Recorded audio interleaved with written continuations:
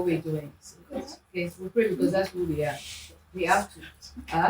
Don't worry. It's not like one of those long prayers that the food has gone cold. And everybody begins to look from the side of their eyes. Amen. You know? Amen. Amen. You're getting it? Amen. What somebody you want to pray? No. Okay, I actually wasn't expecting that. Father Lord, we thank you for this day. We thank you for the beautiful children that you've got that are gathered here. We ask in the name of Jesus that you take control of this meeting and let your purpose be done. Whatever it is that has been planned, let it be what you want done today. In Jesus' name we pray. Amen. Okay, so this is my very first live Coffee with Temmi session. We've had a Zoom one, which was initiated by Isabel. I don't know how many of you were there. Isabel, were you there, Auntie Melwa? Yes, when we spoke about, you missed it. When we spoke about when is the right time. When is the right time to talk about it to the children? Because my daughter wanted to know, she was concerned about when to introduce it to her son. So this one is one of 4 this year, because what I've decided to do is I will do one live one every quarter. So this is the first one, and depending on what's going on around, we'll decide what we talk about. But mostly it's just to chat. So we've got singles, we've got married, we've got mommies, with children that are old, Grannies. and we've got mommies. When have you done that now? No, I'm just saying. Maybe. Oh, okay. Just this. But this is really just what I'll say a safe place. I actually wanted to change the name to for when I'm doing this to actually call it my safe place, because so many things are coming up all at the same time. I'm starting a podcast as well. Ooh, Oh, sorry. Are you okay? No. Okay. Yeah. It needs something heavier. What? What about this? Will this be strong enough? I don't want to drink that one. No, you have to drink that one. Yes, I mean. Just bring a jar of water to hold it down. We have more people there. Okay, all of that will be cut out. But anyway, so it's just, let's just talk. It's not a judgmental thing. It's really for us to learn from each other. And sometimes we think we know, maybe because our kids are old. I mean, I'm an old person, but my child is young. So I'm always wanting to learn, how did you cope with this when you got to that place? And I know, Isabel, our kids are about the same. Yeah. Okay, I've got the 1, you've got the 3, but we're in the same boat. So it's always nice to, I think, I find for me in life to always want to learn and not to look at who is the teacher. If it's a good lesson, if it's a productive lesson, you can learn. The same way you can learn bad stuff, you can learn good stuff. So you have to choose who you're listening to. Let me put it that way. Okay. So I was going to record this week. Today is Saturday. Should have come out yesterday, but I decided no. Let's talk about what I was going to record, and we all see where we stand. Because this really it's the 2nd month of the year, but still the new year. Okay. So we're going to talk, and unfortunately, I was going to do this 1 hour and then interview Antiponi for something which I talked about, but there's a time limit thing because they have to go out. So I guess that interview will not happen today. I'll have to come back to do it. So this year we have this 4 times. We're talking about rape. On the 19th of this month, we're having a discussion, this one will be live streamed with Lebo. We're going to talk about the trauma of rape. Yeah. Because rape is not just when it happens. There's all that stuff that happened afterwards, And you might think maybe an adult can handle it better. I don't know how you can handle rape, but you might think an adult can handle it better than a child. But really, anyway, don't let me say you have to stream in. You have to come in. Otherwise, if I say everything now, you won't come that day. And just be me and Lebo talking to ourselves. Everything for the year away in one sitting because you won't come the next time. So today we're going to talk about In hospitals they call it DNR. What DNR is? Not resuscitate. Yes, in the hospital they say do not resuscitate. When you sign that, if you're going for an operation or you're in the hospital for whatever it is, they say, I want to sign a DNR. That means if you conk out at any second, they're not allowed to bring you back. Even if they think, was something that can be fixed, they're not allowed to bring you back, you just want to die. So you have to sign. They can't just say, you have to sign. And your family, nobody actually can say that, oh, no, she didn't mean it. If you've signed, you've signed. You're assumed to be signing when you're of a sound mind. Yes. So we're going to look at what we shouldn't resuscitate. There are some things that COVID, I believe, has shown us that we shouldn't go back to this thing, whatever it is. Whether it's weight loss that we must never gain back again, whether it's certain things that you used to do, but COVID has made you realize, or that lockdown, not COVID now, lockdown has made you realize that really there was no point in this. I'll give an example. There was a lady, I heard on the radio, she said I think her husband lost his job and she used to go out with the girls, maybe Friday or Thursday, we go for cocktails and stuff like that. But the money was tight, so she stopped going. And they would ask her, and after a while they stopped asking her. And she realized that not one person asked her why. It was just, oh, you can't make it, and that's it. Not one person actually said, why? Why you not? So she realized they were not really concerned about what's going on in her life. Because if one person had made that, asked that question, she would have been able to say, actually, I can't afford it right now. And sometimes when you come out like that, maybe I will say, okay, I'll pay for you, don't worry.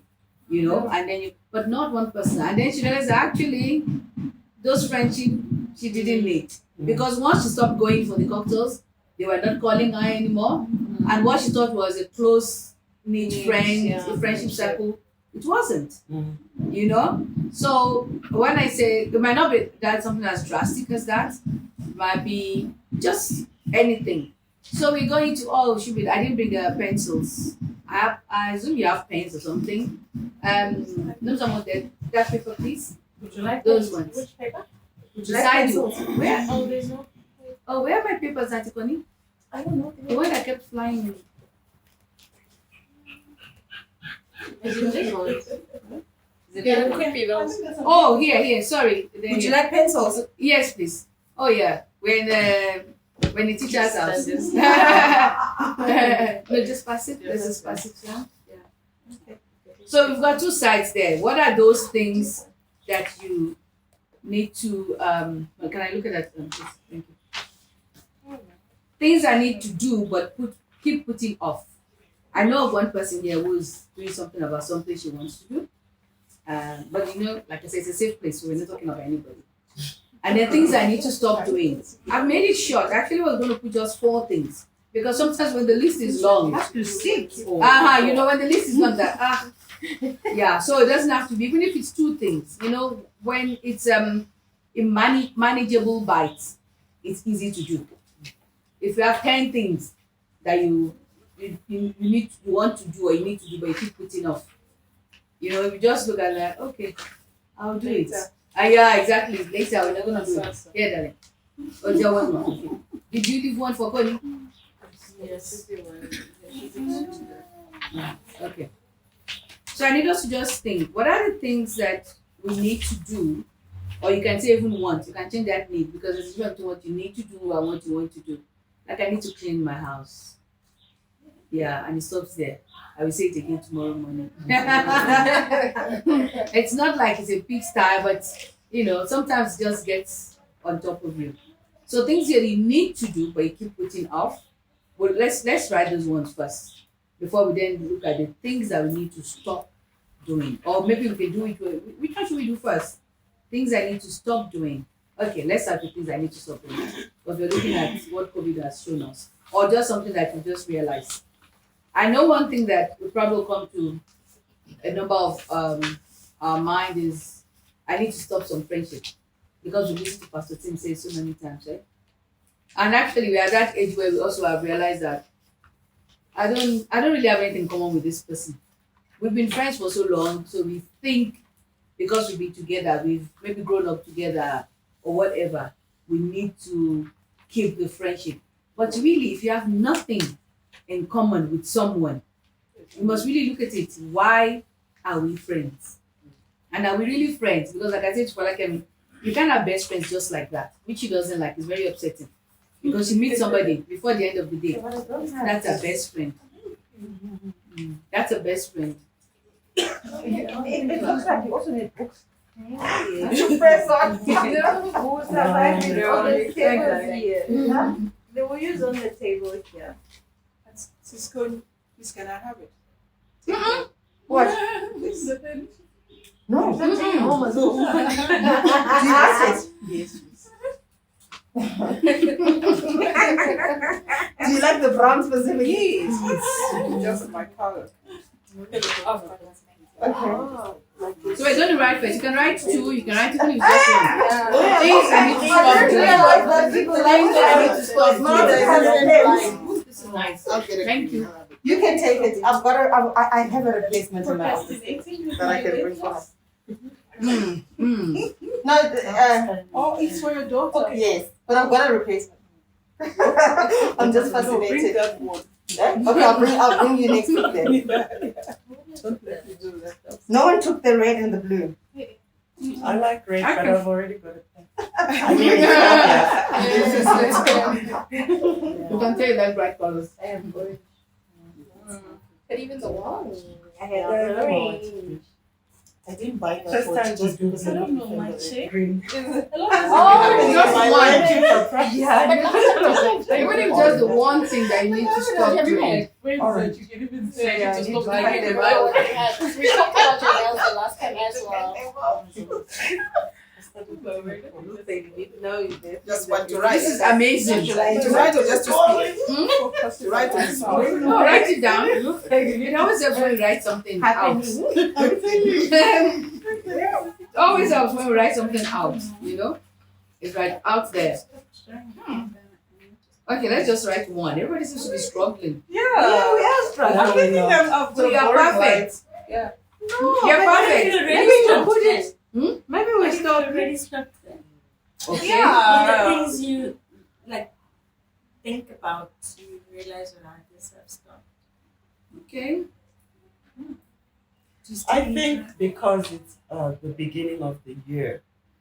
Some We're still on that New Year resolution no, thing. some people, yes, some people Mm. have already started like working on stuff, which they wouldn't like to write. This is where Auntie Melba is looking at that paper. Okay, let me see. If I look at it, maybe I'll remember No, something. I've remembered one thing. I Okay. remembered one thing. That you Yeah. stop doing. That I should stop doing is actually saying yes when I should actually be saying no. Say no. Because most of the times you are, when you say yes, you're bound to the saying yes. You don't have the option of saying no, okay, now I can change my mind. But when you say no, and then you realize I actually do have time to do this, you have the opportunity of actually saying yes to something. I think most of the time, not I think, most of the times, we say yes to so many things, but I could be no because I love my comfort time at home. Yeah. I work 5 days a week. Being a single mom, chatting my daughter to school, chatting her from activities. Then on weekends she will have stuff to do. So sometimes I just want to be home. But it's that guiltness of saying, okay, if I say no, it's gonna look funny. But I think you should be okay with it, with just saying, okay, you know what? I'm saying no because it's not okay for me. Regardless of how the outside world perceives it. But me saying no, I'm doing it for me. I think you've answered because I wanted to ask you to say what makes you feel like I'm not supposed to say no, because you should value yourself, Yeah. your time. I do things because I want to do it, not because I'm pressured into doing it, and I'm okay with it because at the end of the day, I'm at peace with myself. And if you've got your own issues, if you have an issue with me saying no, that's you on you. You see, so I don't really put my feelings on a person, on how I feel because this person, not that I don't care, I really care, but I want you to understand that I just don't want to do it. So there are lots of things that go on in a human's mind, and I picked this up from some of my clients when we're doing coaching, and most of them are unable to say no. Some of the things are because they're scared of what things like losing relationships, things like someone will deem you wrongly, things like looking bad. Some people really don't want to look bad.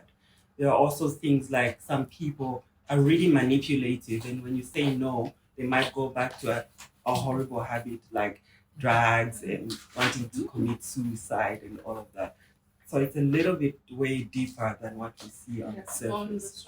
Yeah. So we need to work hard with such people to make them come first than the next person. If you don't sort yourself out, you can't sort another person. But I think what I'd like to understand is it things that we need to stop doing? Because I remember when we had this conversation at the end of last year, that is what and the same with we spoke about this because it was the same with me as well, where you feel like, Shem, I don't want to maybe she asked me because I'm the last option and I don't want to disappoint. But is it things that, and I know that I was so proud of myself when someone said, ask for a favor, and if I had not thought about it, I would have said yes, even though I did not want to. But I was so proud of myself because I was able to say, actually, no, not today. And because the question is things that I need to stop doing. I'm already, and my mindset thinking, but I'm already working towards this. Yes, I understand that it's a work in progress. And I understand for you, it's also a work in progress. And because I'm able to identify myself and where I am in this problem or situation, I cannot say something that I need to stop doing because I already see myself working towards ensuring that I don't put myself in that vulnerable state again.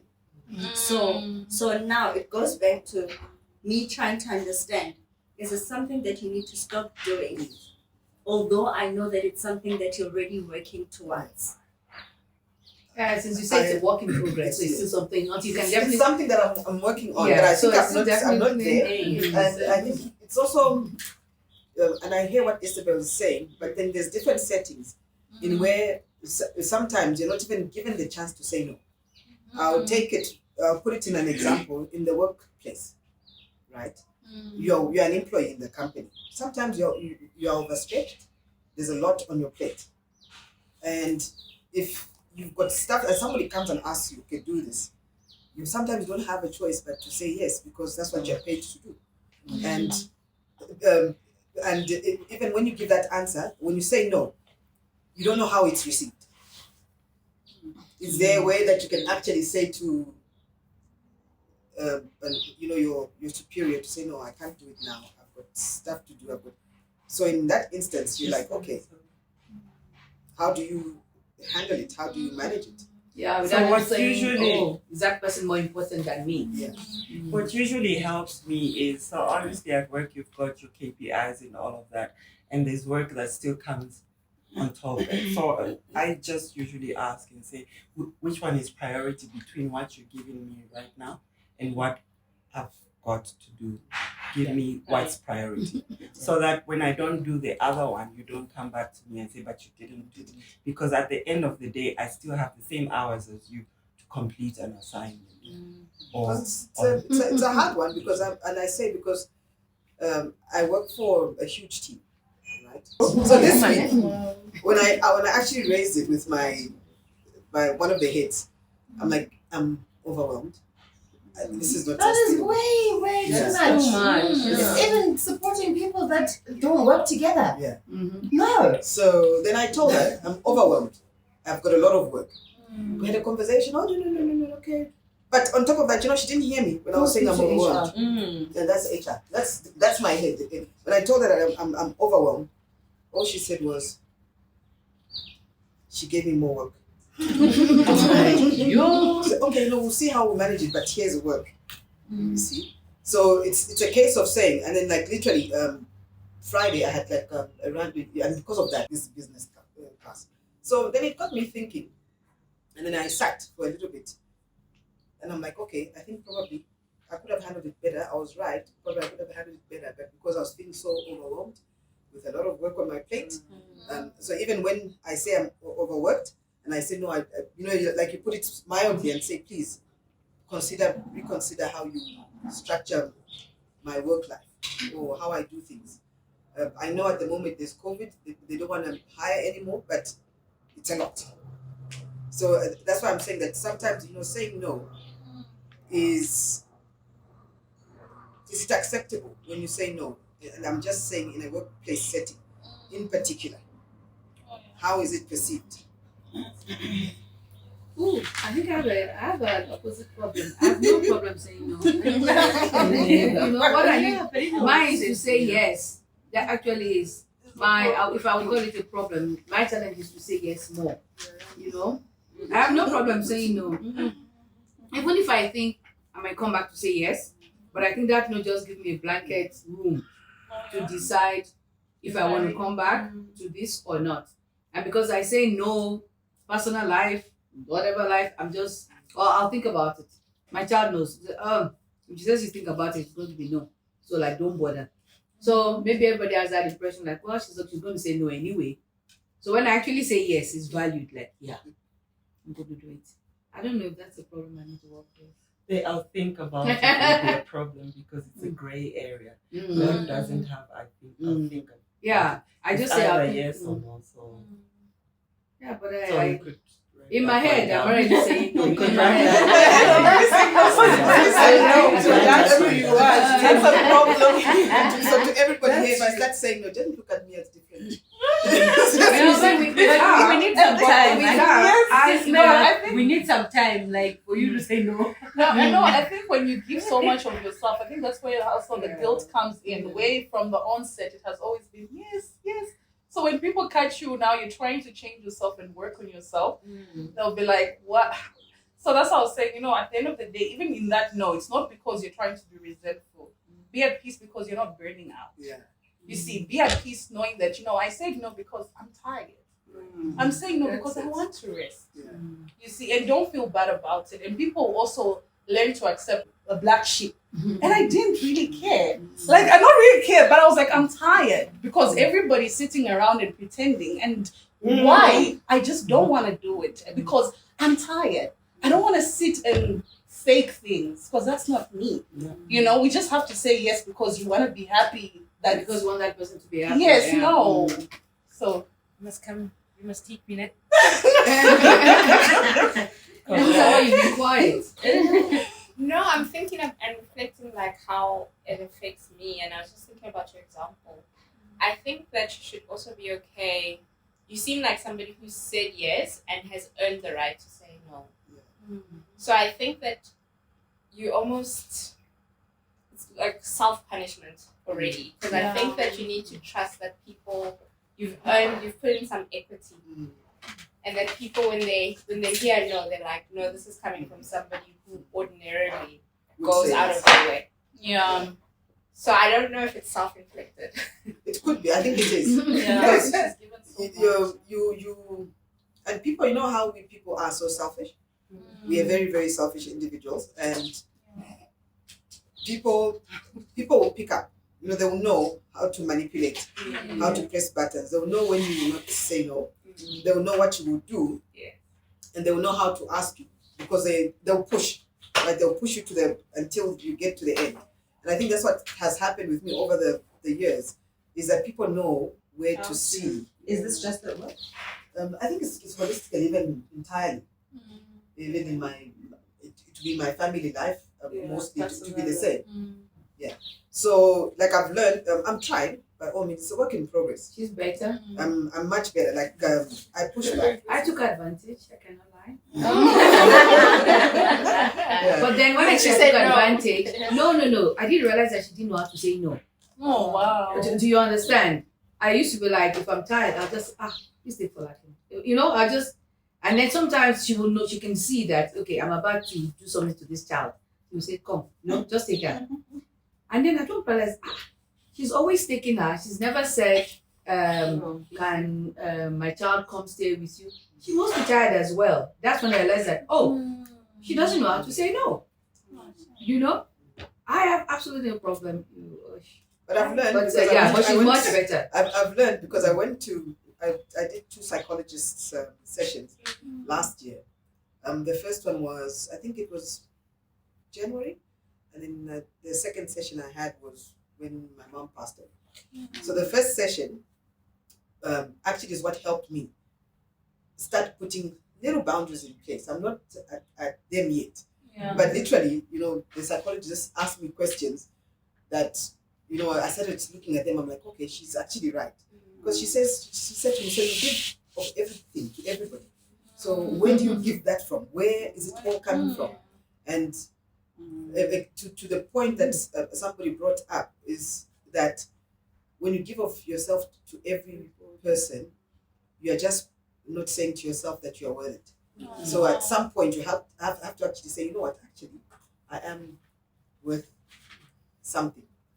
People should, when I'm feeding people, it should come from within me, but I shouldn't be depleted. So at least I've put little boundaries in place, but I think I can do better than, which is what I've actually, this is where I've actually put it on. Like this morning, taking my daughter to the drama school, whatever drama practice, was a lot. And I said to her, but the whole week, you wake up early, I have to pick you up, it's late. What time? It was starting at 10, but I still wanted to lie. and then I'm driving all the way to Sharon Hill. I'm like driving all the way just to That's in my area. That's fun. Yeah. So I was just like, okay, but it has to be done. But in that instance, you can't say no because it's supposed to. With children though, I mean, I juggle a lot of things. Because I feel that as parents, we are we are probably almost too ready to say no to our children than to other people. Yeah. And so you are tired because everyone else has taken from you. And now you know when it's time to give to her, you're like no. And I think I read an article many years ago that said, so what if you said yes? It talked about children. Yeah. What if you said yes? And because we have this fear that if we say yes, the children are going to be spoiled, the children are not going to know that there's certain things that you can't get. But actually, is that not teaching them the responsibility of what's important, what's not, and what do I want to do, what do I not want to do, instead of someone else telling you that whether you want to do it or not is not going to happen because I'm saying it. So that's why I was laughing and saying one time because I do and I become conscious of it to try and say yes enough. And with 2 children, it becomes And your kids are busy. and now you can't say I've said yes to this one and then to this one. Yes. You have to balance it. and when I'm tired, I kind of ask myself. I like to have this conversation with myself to say, why am I here? Why am I feeling what I'm feeling? So that I can understand how to resolve it. And if I'm saying I'm tired because I took the children to wherever, why? And then I prove myself well You get to the point. until I'm comfortable that I actually needed to do it, so I'm fine. Sometimes that helps, to understand the why, and then if you are comfortable with the why you do it, then you are comfortable with the reason why you didn't say no. And do you think there's and do you think maybe there's 2 different approaches? So you said you like that in every sphere of your life. So I think Not every sphere. Most of the most of the spheres. So I think in some spheres it's healthy because those are relationships and there's particular relationships you want to group. But I think at work, this was the thought that I had, that you actually, it could be seen as depleting the value that you bring Because If you say no. No, if you say yes all the time. Because there's a perceived Expectation. yeah, and there's almost no value placed on it because you just give it, right? It's almost like a supply and demand thing. So I've seen it with some bosses when you create this thing that I will do everything and everyone, you often overlook. Some of those people are overlooked. But the people who actually put boundaries and say, I'm gonna do this now, I'll do it well, and the other stuff I won't do. But the person who's doing everything often gets overlooked. Because you say that, it's so funny because my boss was looking at me and he's the softest person ever. So when I had the disagreement with the other transactor, so he was looking at me yesterday and I think he just couldn't understand. He looked at me when he came back because he'd gone on a site visit and I could see he's like, oh, okay, never seen this side of you before. Yeah. And then as he was going and then he looked at me again in sort of like displeased, trying to understand What's going on? what went on. Yeah. And only because for me it was the principle of doing what's right. And like one of my strengths, I should just find them, of course. And one of my strengths is belief. So I stand for what I believe in. So if something is right, I will fight tooth and nail until. And you will overfight. Yeah, and then overfight. So literally, I think he was looking because I said to him, I said, no, but this is not right. It's against the policy. We can't do this. We can't bend this. And I was just telling him. But I think yesterday he just looked at me to say, okay, never seen this side of you before. This is new. This is new. So I do agree with you because when you set boundaries, it's actually boundaries for yourself. And people need to accept those boundaries. There was a time during lockdown when, we were working from home. We're not going into the office. You wake up in the morning, 8 o'clock, and you're still online at 9, at 10. Because you're not switching off completely. But that had to change. Like now that I go into the office, sometimes when I go home, I want to switch on my laptop and work. And actually I said to myself, no. Yeah. I've worked the hours that I needed in the day. Whatever it is I need to do can wait till tomorrow. And I think it's a case of just setting boundaries and boundaries which are healthy. Boundaries which people are going to respect. But that being said, even if those people don't accept those boundaries, because you've set them, they are yours. And I think you can push back and say to yourself, when people overstep the boundaries again, you can remind them. Say, but remember, I told you this is we had this my conversation. limit. Yeah. One of the favors that I did myself in trying to strike the balance between work and my other life was to decide to leave my laptop at the office. Oh, Monday to Thursday, I leave it at the office. On Friday, I take it home so that anything comes up over the weekend, then I can be able to do it. But even when I do take it home, I take it home, I put it in my bag, I take the bag on Friday afternoon, put it there, I see it. you don't have more about it.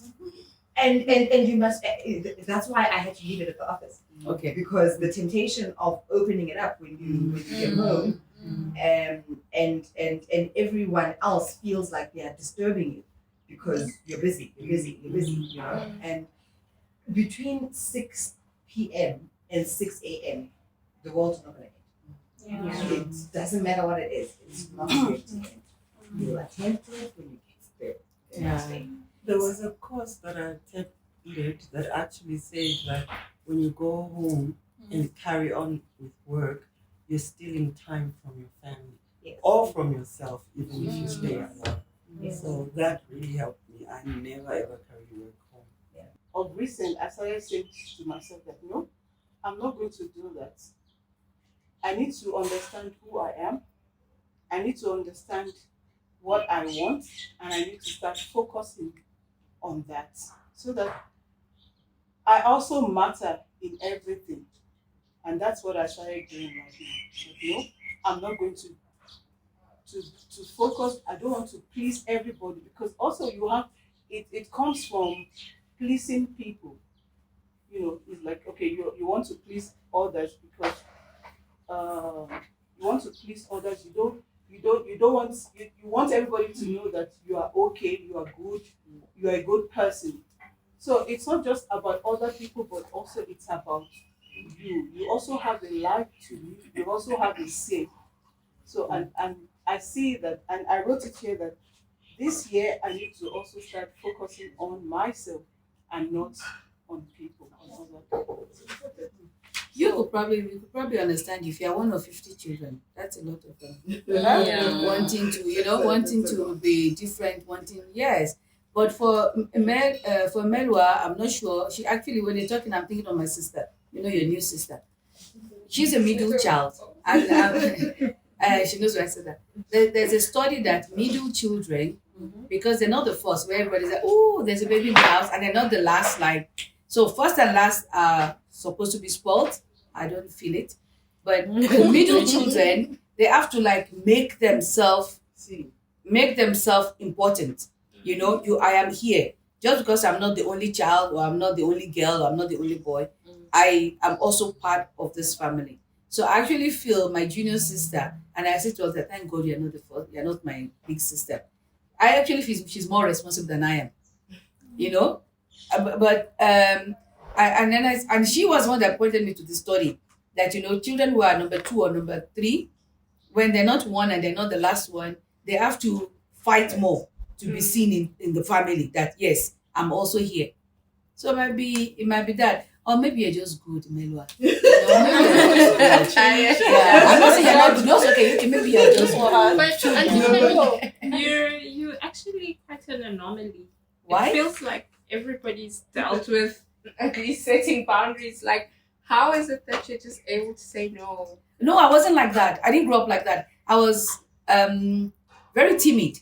Yeah. When I was growing up, I was skinny. So you can't see now. But I was this skinny thing, I was this skinny thing, and I didn't make friends. The only people that I made friends with bullied me. But I needed to be friend. I needed to have friends. So it went on like that, and then life happens. When life happens, you begin to change. That's one thing. Yeah. Some stuff happened, and I had to develop a thicker skin. I think first it probably started when my parents separated. All of a sudden, looking after 3 siblings. You don't have no choice. I don't think I had the teenage years. When people talk about it, I'm like, oh, really? I didn't do that because I was busy with, and the youngest was 1 or 18 months when that happened. So I had a lot of experience saying no. I probably started from there. But even then, I was still soft. I don't know when the switch came. Something must have happened because I remember my grandmother looking at me one day and said, you've changed. She just looked at me and she said, you've changed. You're not gentle, like you used to be. Even my name, if I tell you, you won't know the meaning, but even my my praise name, we are, as Yoruba, we have praise names. We have a praise name. It talks about, just easy, which it actually means you beg her. I had to be begged to show my face on this earth. So everything was sort of easy. But at one point, probably boy relationship, something sweet. Something sweet. And I realized that this is not going to work. I couldn't talk before. You will leave me here. You go. You come back. You are still here. I say, you didn't say I could go. That was the way it was. I was that. Then I found my voice. Somewhere along the line. And at one point, it was really bad because even I said, if it wasn't me, I wouldn't like myself. It was that bad, So I had to dial back. Okay, this is not working. Yeah. If even you don't like yourself, then obviously you've gone way overboard. So just like saying, I had to find myself. Who am I? Going to parties, for example. When I found nightclub, I would go Thursday, Friday, Saturday, Sunday, and then when I'm like, oh my word. I can't stand the cigarette smell. I wasn't even tired. I can't stand the cigarette smell. You can't go to a nightclub and there's no cigarette smell. I can't stand the smell by 4 a.m. People have drank, that's, And then I actually don't like the noise. I like music, I like dancing, but I really can't do this noise. It gives me a headache. And then why are you going? You have that moment then why are you going? You can actually say, I don't want to go. And I think I was about 26, 27 when that switched. So I'm like, okay, I can say no. And that was it. I can say the only thing I need to say no now to is sugar. I can say no, you know. Yeah, that one is so Yes. that boundary is. But yeah, that sugar, we need boundaries. Impossible. We need more than boundaries. So we all have to find ourselves. I think that's it. Once you know who you are, and who you are is not who I say you are. You know? I mean, today I'm hearing things about, though Edith hasn't said one word. Today I'm hearing things about people. You said hallelujah. You know, we're finding out, and so today we're talking, and you think, oh, this is why I'm doing this, but maybe because something Nubzama said or something Sue said, like, oh, okay, maybe it's actually this and not that. And that happens, I think, every 5 years we evolve. You know, we evolve, and if you don't, there's something wrong. It's like when men have middle-age crisis and want to chase young girls and want to ride a motorbike. If you had done all of that when you were young, you don't need to do it when you are 40 something. Do you understand what I'm saying? I'm using a silly example, but when you find yourself, when you know this is who you are, and you're comfortable, like Isabel said, when you're comfortable with whether you say no, whatever it is, then it doesn't matter. When I go somewhere, people say, oh, but you have to drink, everybody's drinking. I don't have to. I'm not stopping you, but I don't have to. You know, one thing I'll say to people, I don't care who you are. I don't care if you're my boss or whatever. You can't use the F word when I'm around. I don't use it in my house. It left my vocabulary. I'm not saying I never use it, but long time ago, you know, when I was in my early 20s, I stopped. So if you like your sentence has to finish, you'll start with it. I'll tell you, I'm sorry, I can't listen. And I'll say with this man, I can't listen. So you have to choose. You want me to be part of this conversation or I can go? You know, it's not even a debate. Do you get what I'm saying? And I'm comfortable with it. I have a child who likes to go out. You know, she said, when I said there won't be any swimming, then she doesn't want to come. I said, we're not swimming. I said there's a pool, but we're not swimming. And even the girls are not swimming. So she's not interested. You can leave me in my house for a month. If I've got books to read and chocolate to eat, I'm good. You know, and I don't apologize for it. You know, I used to think, oh, I must be such a boring person. And then people would say, no, you're not boring. Like, yeah, and even if I'm boring, it's okay. I'm boring to myself. It's fine. You know, so when you know who you are, even the things you want to do or don't want to do, you must make a stand. Like you say, you're very strong with belief. If you believe about this and then you stand, it doesn't matter whether the tide is going against you. Yeah. That's why with being a Christian, for example, you can't be a Christian because your dad is a Christian. I like Auntie Libu, and Auntie Libu is so nice. She goes to church, so I'm going to go to church. It's the day something happens, Pastor Tim says something that doesn't agree with you, you're going to leave.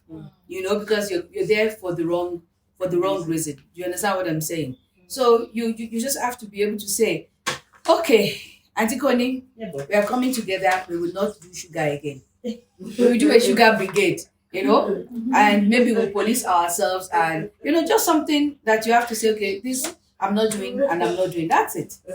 You know, that's even in the things that you things I need to do but keep putting off. Okay, sugar, let me put sugar there. Stop eating sugar. You know, I do it every day. I think a lot of times we say yes because of what we see. For example, that the relationship you trying to nurture and you see the results of saying yes. A typical example, we have a friend, my husband and I have a friend that you guys know. And this friend would be like, Uncle Manmanic, please do this. Like, no. Why are you saying no? No, today I decided that I'm busy. What are you busy with? Nothing. But why are you saying no? Because today I decided that I'm not doing anything. And when you are, let's say I say yes to Shalom, and I see the excitement, and you know, it's a relationship I really want to nurture. Even when I don't feel like saying yes, but because of the response she gives when I say yes, I am driven by that to just say yes. Because every mother operates in that way. Not every mother, no. Most people operate in that way. Look at people who have helped us, for example. Where do you fall off the wagon with your helper? Is by you always giving what you know that you cannot sustain. And you're trying to give that because you're trying, in your head you say, I want her to be good to my children. Yeah. And you actually realize, because, for example, with me, where I said in the beginning of the year, where I said maybe I should change my helper, and I said I looked back and said, I'm the one with the problem, because I can't just keep changing, because the end result is always the same. But I realized that Shalom takes advantage of me, because all the time I'm the one who's always giving. And now I need to now go back and say, but I can't fix this relationship. I need to let go of it. Start over and start putting my boundaries from day one. Because if I do not do that, the end result will always be the same. And that always happens not only with one person. And that's why I'm making an example that where I say, I now had to go back and say, the problem is with me. Because it's not happening with one person. It will also happen with the relationships that I keep, where because Shema, I said yes, and I see how happy she is when I said yes. I will then. It's human form for you to thrive towards that good excitement and good energy, where you will always say yes just so that you can just remain sane. You don't want. Why are you saying no? Why are you saying no? And I agree with you when you say a lot of times it's coming from your childhood somewhere. Yeah. For example, I have a term that I always say, and I always say I never want to raise my kids in that way. I have a term that I created, and I call it the burden of the firstborn. It is because as a firstborn, and I always say you will never treat my child who is a firstborn in that way. You can never say, take care of your little one. Take care of Rory. Take care of Marcel. Why? I'm the mother. I cannot be expecting her to take care of the little one. Because you're already saying, and then you say you must share with the little one. No. You must teach her that she's going to cry for it. So if you don't want her to cry for it, go play with it where she won't see you.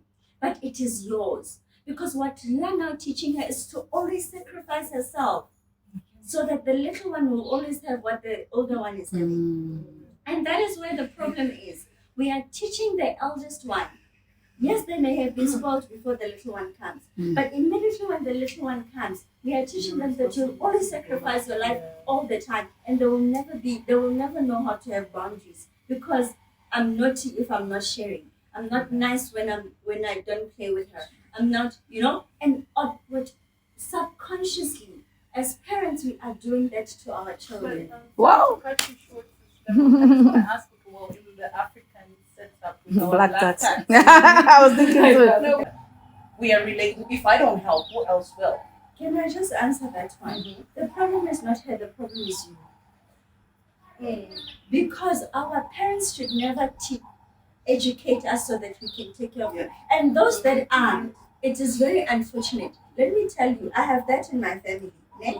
But now where this cousin of mine cannot even go buy herself something nice because she must not take care of her mother and her siblings.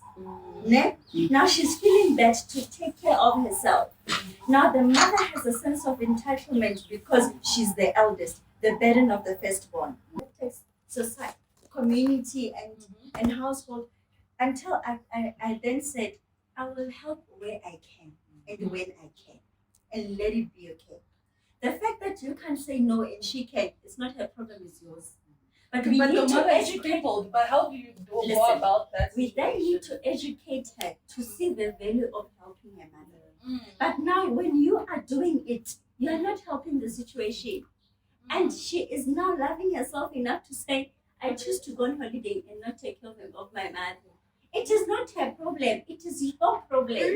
What you need to do is to educate her.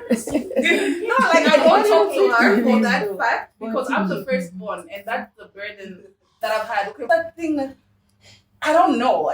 Maybe it's a problem. Yes, it's a problem because I won't sleep if I know I have it and I can't do it. In as much as yes, I wanted to plan something for my child, but I'll be like, that's not important. So you're right. So they've told us from when we were young. I'm I'm glad I didn't listen. Ne? And Yeah, you can say that.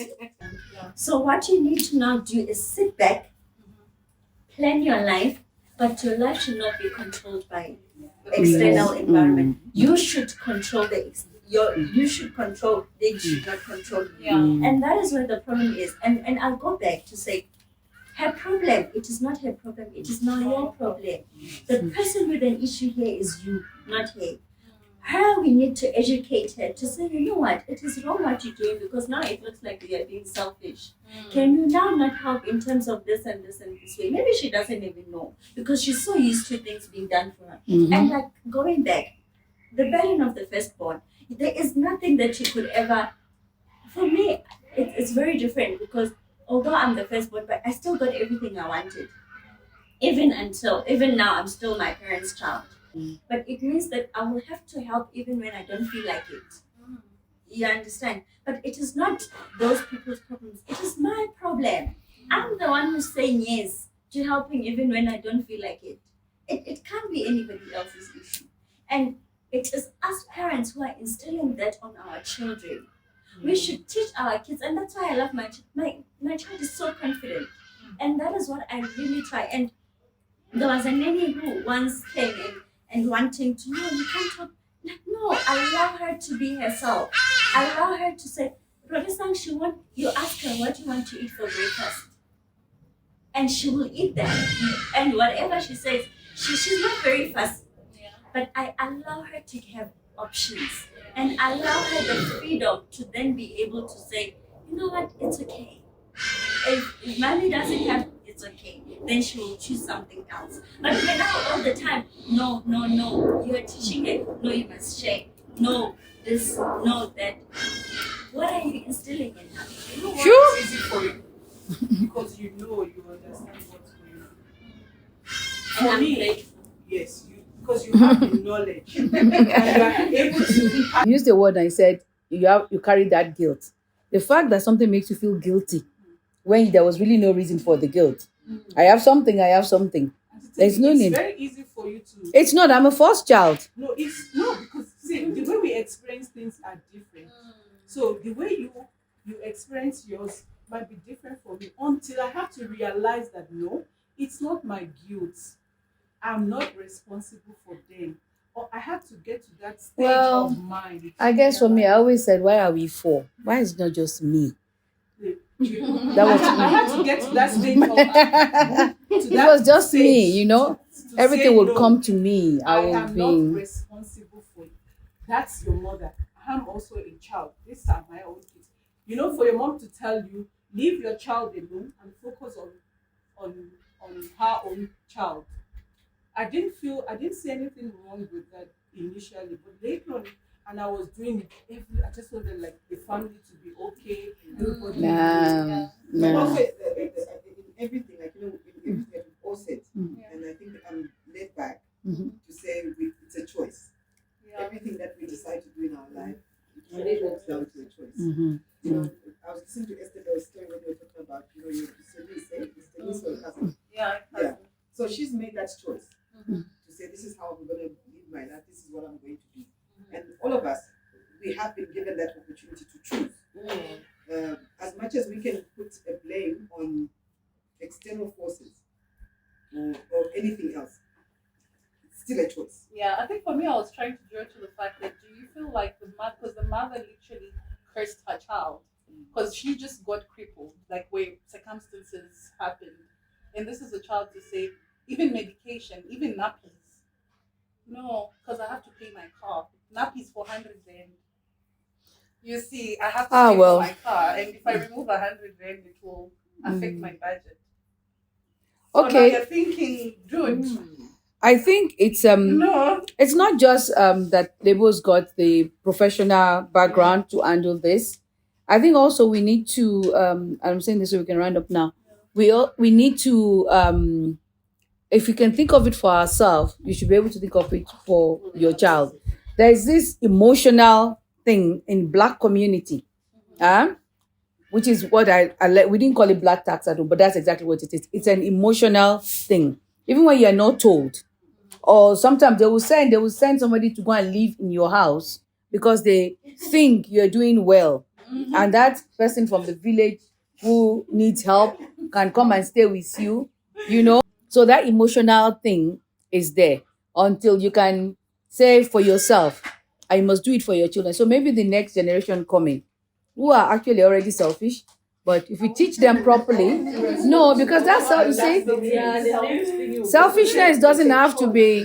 That choice is being influenced by what we experience. No, but you see, the selfishness of the young generation doesn't have to be negative.